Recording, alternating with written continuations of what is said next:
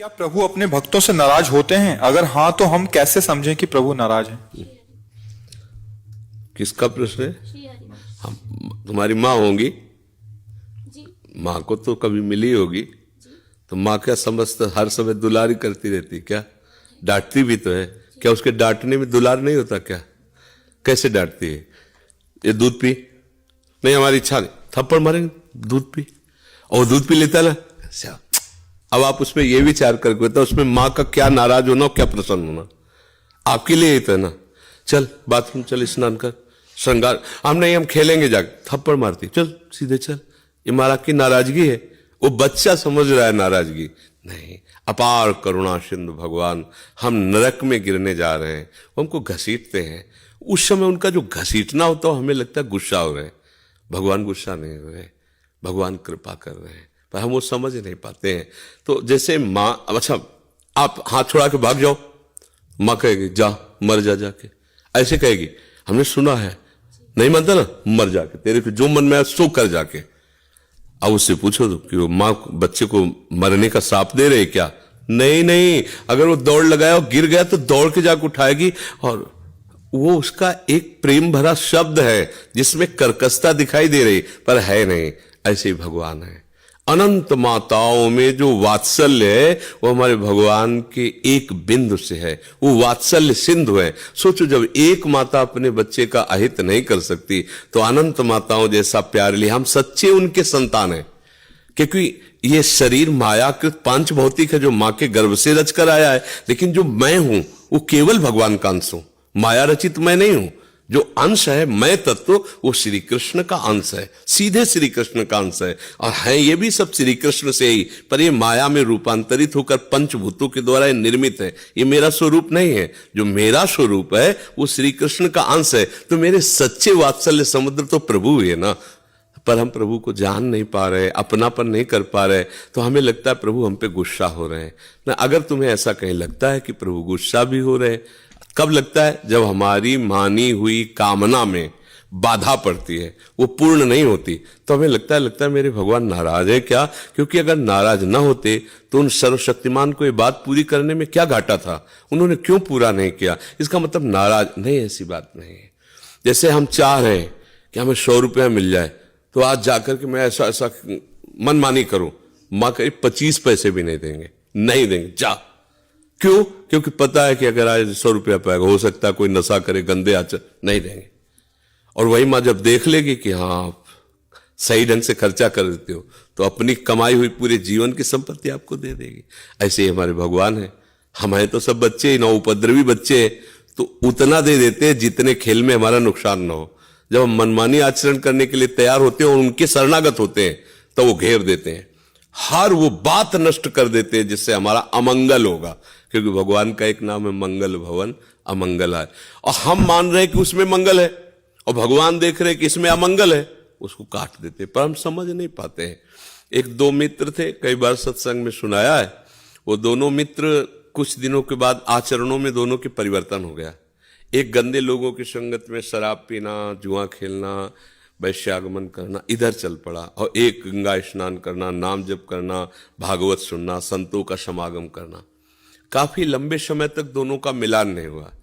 एक दिन वो पास से निकल रहा था जो व्यभिचार मार्ग में चला गया, और वो आ रहे थे गंगा नहा के नाम जप करते हुए। तो खजूर होता है ना, खजूर का बड़ा कांटा होता है, गंगा नहाने वाले के खजूर का कांटा, वो एकदम चीख के बैठ, वो नजदीक गया, सूट बूट पहने बाबूजी की तरह, क्या मिला तेरे को? गंगा नहा रहा है, नाम जप कर रहा है, धर्म से चल रहा है, देख सैकड़ों फ्रेंड ने हमारे मौज मस्ती से जीवन कट रहा है, देख मेरे को ऐसे। थोड़ी देर के लिए उसको लगा कि यार बातों से ही बचपन से गंगा नहा रहा हूं, नाम जप कर रहा हूं, सही ढंग से खाने को भी नहीं, देखो नंगे पैर गंगा नहाने गया था तो खजूर का कांटा ला, वो बूट पहने घूम रहा है। वो गया, उसको उपहासास्पद वचन कहकर, और अंदर से कि क्या भगवान मैं गलत हूं, मेरा मार्ग गलत है। उतनी देर में एक वयोवृद्ध के रूप में प्रभु आए, लाओ लाओ मैं कांटा निकाल देता हूं। बोले कांटा तो तुम ना निकालोगे तो हम ही निकाल लेंगे, पर हृदय में जो कांटा लग गया है अभी उसके वचनों से, उसका संशय। बोले क्या? बोले वो मित्र हमारा, हम दोनों मित्र थे, हम सतमार्ग में आए, वो कुमार्ग में आए, उसका महल खड़ा है, सूट बूट से टहलता है, कभी उसको जुकाम भी नहीं हुआ, नंगे पैर चलता हूँ, खाने को भी नहीं, देखो अभी कांटा खजूर का लगा हुआ, गंगा नहा के आ रहा हूँ, कोई पाप कर्म नहीं, ये सब क्या है? क्या हमारे भजन का यही फल मिला हमको? तो उनका नहीं, तुम केवल अभी वर्तमान को देख रहे हो, मैं तुम्हें अनेक जन्मों की बात बताता हूं। ये जो अभी गया तुम्हारा मित्र पूर्व का पुण्यात्मा पुरुष है, इसने खूब दान पुण्य किए थे, इस जन्म में इसे चक्रवर्ती सम्राट का वैभव प्राप्त होना था, इसने जो पाप कर्म किए सब नष्ट हो गया है। अब ये कुछ क्षणों के लिए आपको ये दिखाई दे रहा है, जहां इसका वर्तमान का पाप और पूर्व का पुण्य नष्ट होकर पूर्व का पाप जुड़ा तो नष्ट हो जाएगा, ये किसी काम का नहीं रहेगा, देखना। और तुम्हारे ऐसे पाप थे कि इसी समय तुम्हें सूली की सजा मिलनी थी।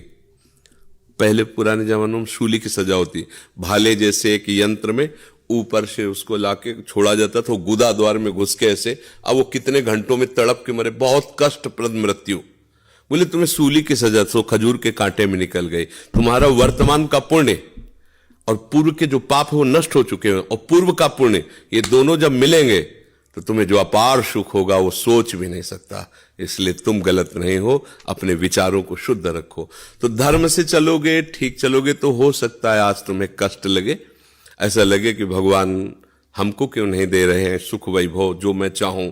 लेकिन देखो सामने वाला गलत कर रहा है, अधर्म कर रहा है, बहुत फल फूल रहा है, वो फल फूल नहीं रहा, वो हाइलोजन की तरह चमकेगा, फ्यूज हो जाएगा, और तुम दीपक की तरह जलोगे, बराबर तुम्हें आनंद प्राप्त होता रहेगा। ये पक्का समझ लीजिए, कोई कहानियां नहीं है। धर्म से चलने, देखो ना दुर्योधन को, एकदम सब ऐसा लग रहा था कि अब क्या होगा पांडवों का, 12 वर्ष का वनवास, 1 वर्ष का अज्ञातवास, मतलब कभी नहीं हट पाएंगे। इन महान बलियों को कहां छुपाया जा सकता है 1 वर्ष तक, अगर जान गए तो फिर 12 वर्ष का, यही चाल चले थे। लेकिन जिनके सहायता करने में भगवान उनको, आखिरकार हस्तिनापुर के चक्रवर्ती सम्राट पद पर महाराज युधिष्ठिर ही बैठे और उनके कुल में कोई पानी देने वाला नहीं बचा, सब नष्ट हो गए। तो अधर्म थोड़ी देर तुम्हें लगेगा फलते फूलते, पर उसका परिणाम है नाश। धर्म थोड़ी देर लड़खड़ाते नजर आएगा, लेकिन उसका परिणाम है लक्ष्य पर पहुंच जाना।